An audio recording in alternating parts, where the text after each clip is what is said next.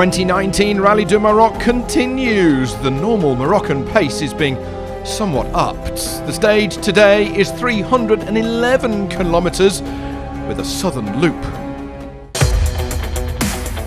The day dawned with the roadbook given to the riders just 25 minutes before the start. The Maroc dunes beckoned once more, but it gave people quite a few problems. Which way? Left or right? That way? Back? Forward? Which way do you want to go?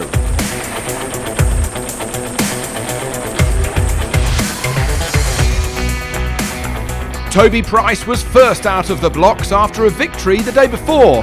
He led the whole day and was one of many to get a little lost. Unfortunately for the Aussie, losing the overall lead as well.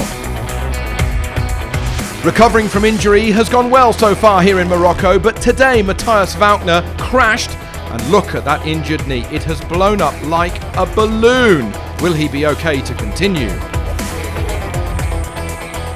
Franco Caimi and Quintanilla, only 1 second between them coming into today, but for the Argentine, he lost a little time with his Yamaha against the Husqvarna. Still inside the top 10, he's 9th. Who's on top to make it the 4th different winner in 4 days then? Paulo Gonçalves with the hero. One of the older riders in the rally used his experience to be top of the pole by just under a minute. Today I tried to clean my mind and start just to pushing, do my race, and finally just a small mistake before refueling, and there we give 1 or 2 minutes. We are on 1 or 2 minutes lost, but in the end it's enough to win the stage, so it's good for me, good for the team.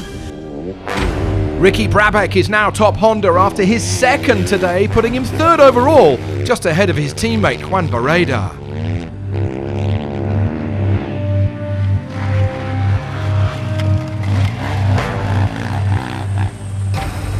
Overnight, Pablo Quintanilla was 6 minutes back in 4th, but he used the 311 kilometres to the max, putting in a stellar ride to leapfrog up the order to a very close 2nd overall.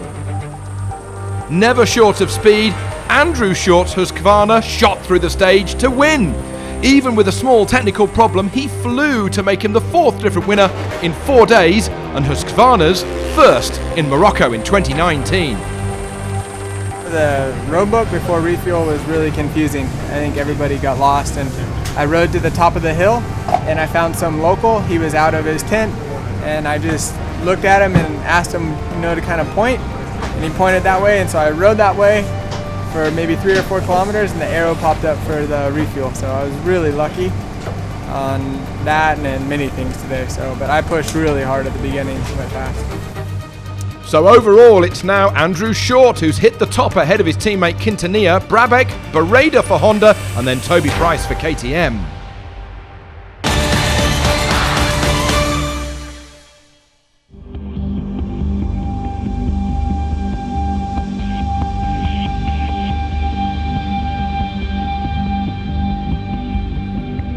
Nasser Al-Attiyah came into the day with a hand on the World Cup. A 17-minute lead was what he needed with the Toyota, but a big impact broke the crank sensor and it wouldn't restart. Is the World Cup slipping through the Qataris' hands? Peder Hansel was unlucky to fall 5 metres down a cliff. The car took an awful amount of damage, but they were okay. Incredibly, they managed to get the car out of the stage, therefore keeping their World Cup hopes alive. 20 kilometres before the finish, it was a bad judgment on my part. I wanted to avoid 2 small dunes to make time. I went to the right because it looked flatter. It was only sand, so I thought it was going to be quicker there rather than passing over more bumps. But at the top of the dune, it was a small cliff of about 5 metres. We were only doing 5 kilometres an hour. The car fell down, did a vault, and we destroyed the suspension.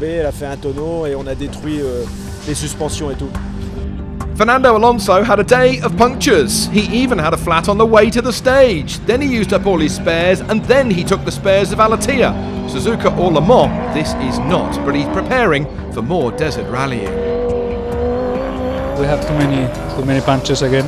At one point we saw Nasser stopping there, so we stopped to see what happened, and we found out that he had an engine problem, and we took some tires from him and we took it a little bit easy until the end, so we could have done a very good stage, but yeah, maybe tomorrow, the last day, is the good day for us. Serradori took advantage once more with the immaculate SRT buggy. He's been there and thereabouts all rally and has now slotted into third. Things are certainly looking up. 2 days have brought 2 wins for Carlos Sainz. He is in the groove here in Morocco. After 32 years of rallying, he's still winning stages and he's up to second overall. This rally is not over yet. De Villiers' pace was electrifying, and even losing 15 minutes trying to find his waypoint, he now leads Rallye du Maroc with the Toyota Hilux. He's got just 4 3/4 minutes between him and victory. You know, these races are crazy. It's never over until it's done. You know, I'm sure Carlos is going to push like hell tomorrow, but we'll try and keep him behind us. De Villiers' lead is 4 minutes and 42 seconds ahead of Carlos Sainz. Serradori third, Przgonski in the Mini in fourth ahead of Peter Hansel. Jean-Antoine Sabatier with his buggy 1 heads the open class. The top step should be his. Tomorrow is the final day of Rallye du Maroc 2019. Who will be king of the desert?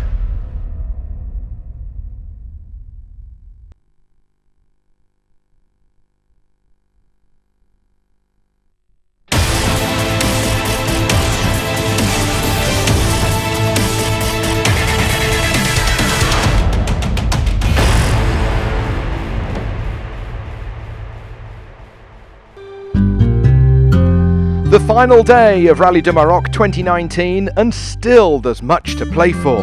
168 kilometres, the final blast through the Atlas.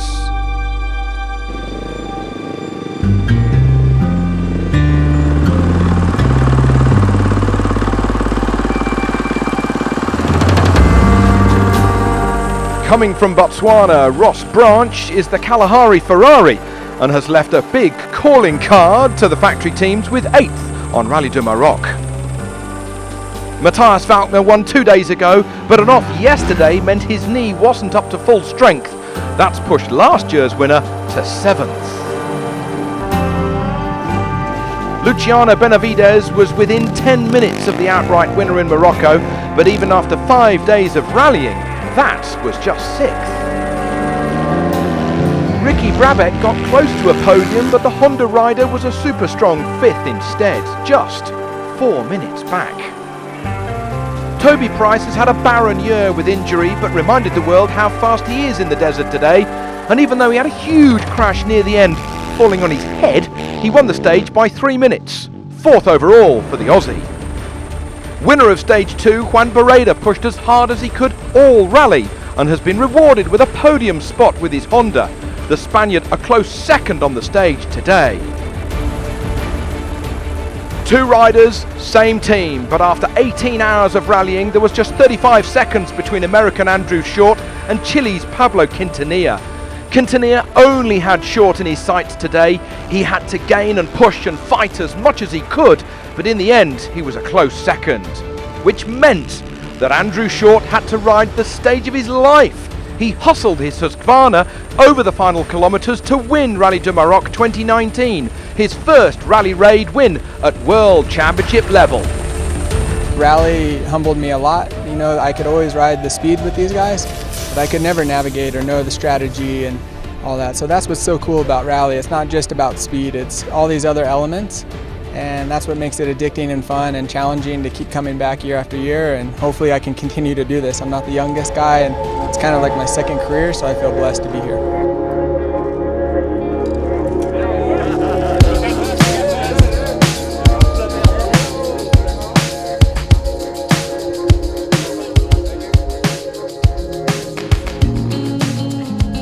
Laia Sanz humbled many of the men with yet another stunning victory in the ladies class and 18th overall. Chile's Ignacio Casale won the quads, the Yamaha rider battling all rally with 2019 champion Rafael Sonic. 18 riders finished the Enduro class in Morocco, Javier Flick winning ahead of Guillaume Bourne and Damien Bataille.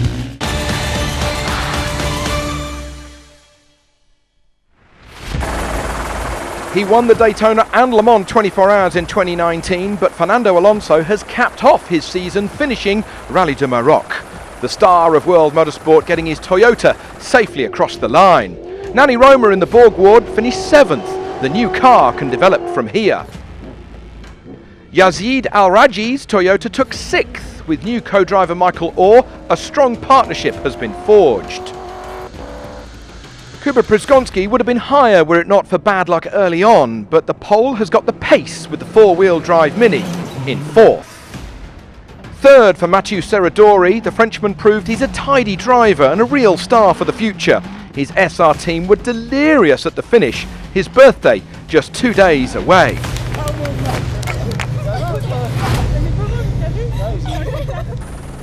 He may have blitzed the 2 previous stages, but a water pipe popped off Carlos Sainz's mini buggy, so he had to settle for 2nd in Morocco and leading 2-wheel drive. Leader coming into the final stage with the slimmest of margins was Janil de Villiers. He had to hit every waypoint perfectly to hold his lead, and he did just that. The South African team had brought a new car to Morocco, and it worked perfectly. De Villiers with new co-driver Alex Harrow win Rallye de Maroc 2019 for Toyota.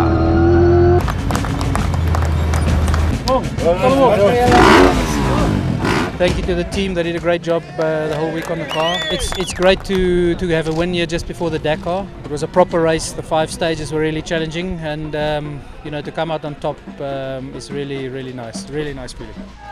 1, 2, 3 in Morocco. De Villiers, Sainz and Serradori. After the World Cup leader Alatia retired yesterday, it meant Stefan Pederhansel had to keep his 5th overall to take the biggest prize of all. Carefully threading his way through the stage, he and wife Andrea managed to be inch perfect to win the FIA Cross Country World Cup for 2019.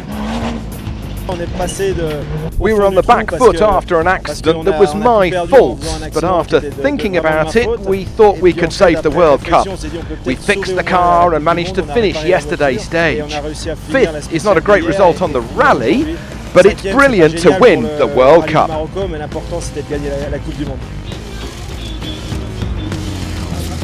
De Villiers wins his 4th Rallye de Maroc, the difference just under 5 minutes ahead of Carlos Sainz. Przgonski has now taken 3rd after Serradori was underweight.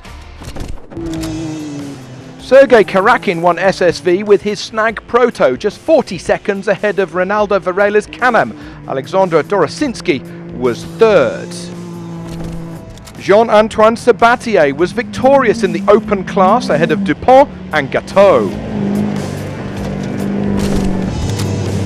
Iveco's all the way in the truck class, Czechs dominating with a 1-2, Valtier and Martin having a week-long battle.